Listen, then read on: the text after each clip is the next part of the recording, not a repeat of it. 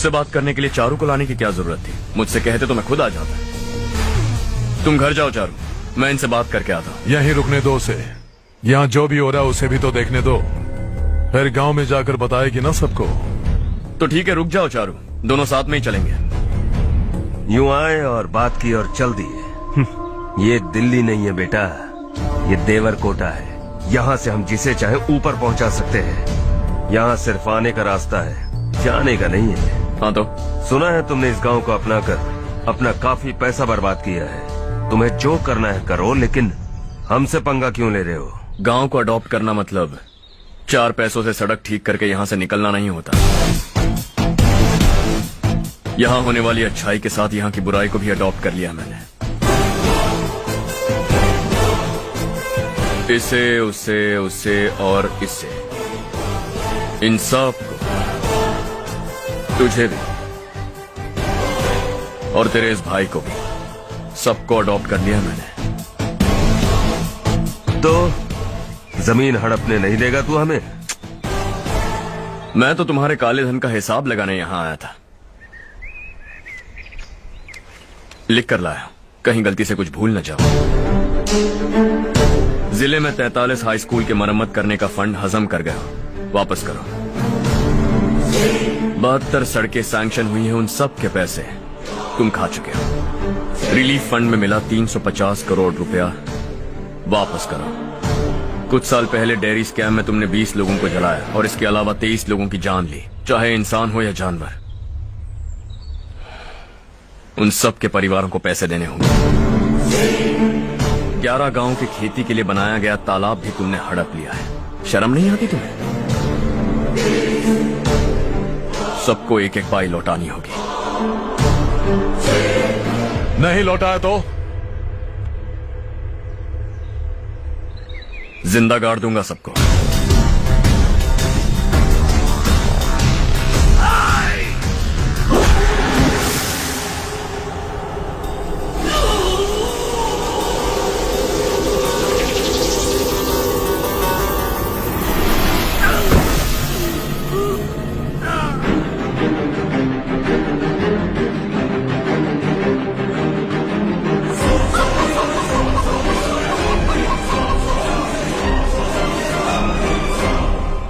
लौटानी होगी।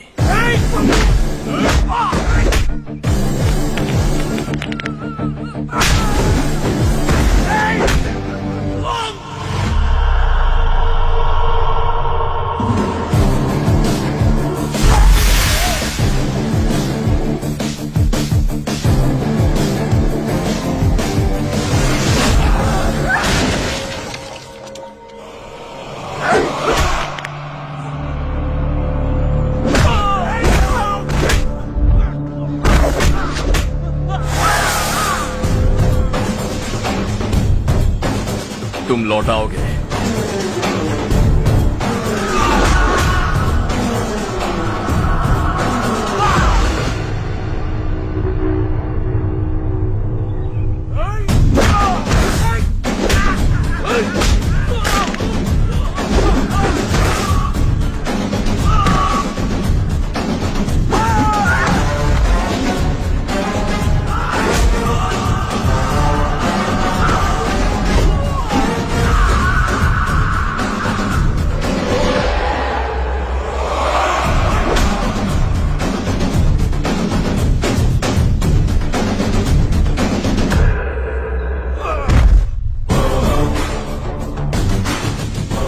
दिल्ली में मैंने तुझे शराफत से समझाया था, ये देवरकोटा है और देवरकोटा मेरा अपना गांव है। यहां मार दूंगा तो कोई पूछने भी नहीं आएगा। चलो चारू।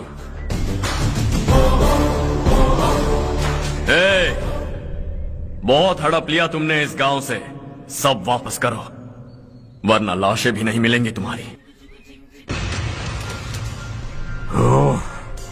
अगर उसे पहले ही मार देते तो आज ये दिन नहीं देखना पड़ता। दिल्ली में मेरे ही घर आकर मुझे ही धमकी दे गया वो। अगर ये बात तुझे पहले ही बता देता तो ये सब न होता।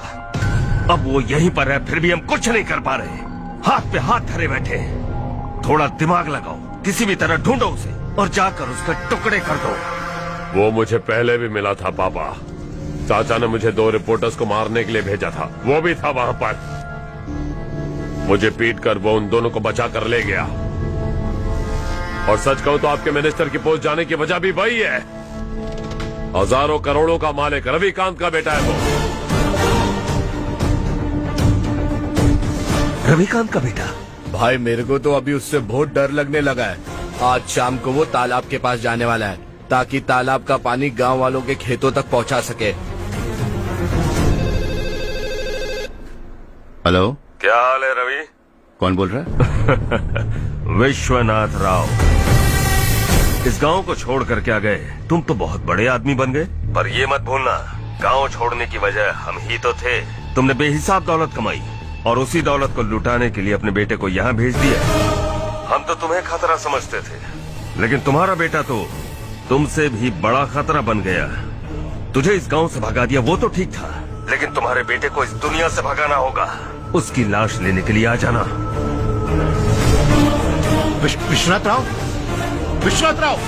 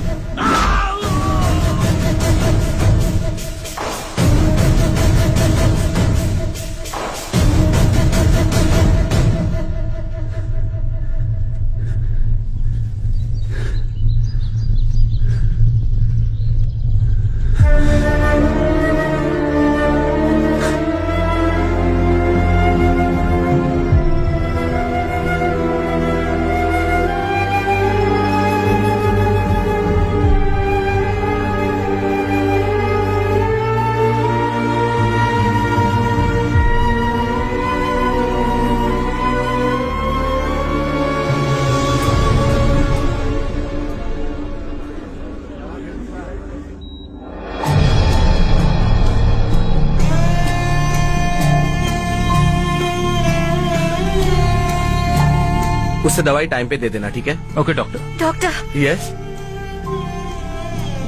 हर्ष को कुछ भी करके बचा लीजिए। He is my life, please doctor. We are doing our best, don't worry.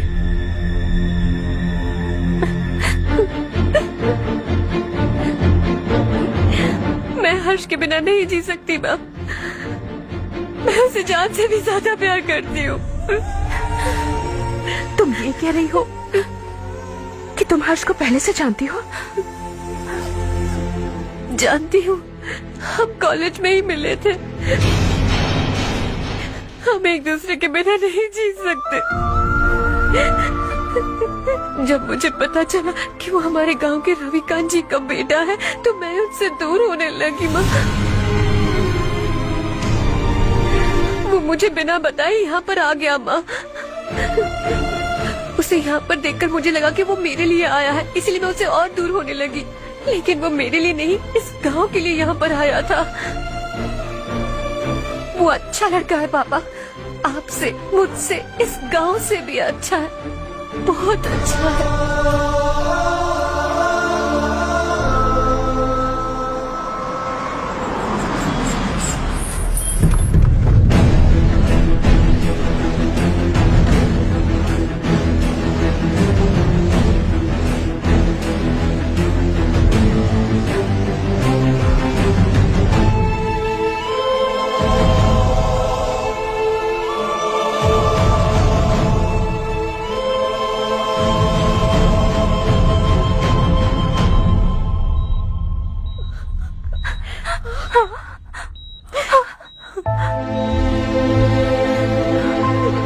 Excuse me,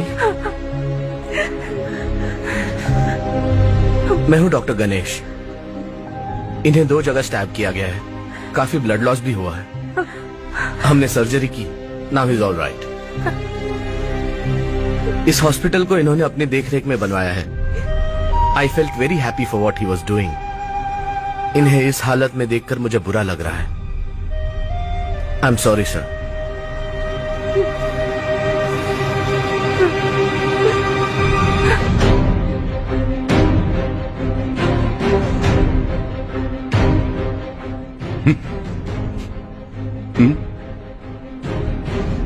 गांव नहीं बदला, तुम लोग नहीं बदले, बस सबके सब जिंदा हो, ऐसे ही जियो सब।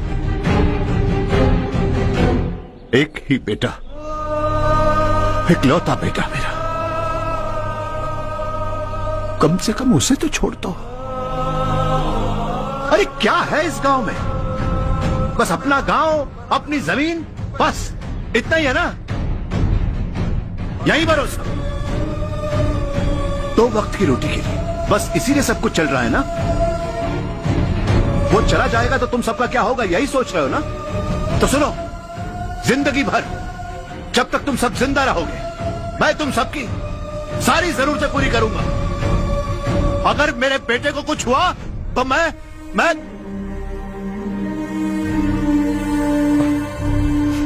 देखो, मैं हाथ जोड़ता हूं, मेरे बेटे को बख्श दो। मैं तुम सबसे अपने बेटे की भीख मांगता हूं, प्लीज।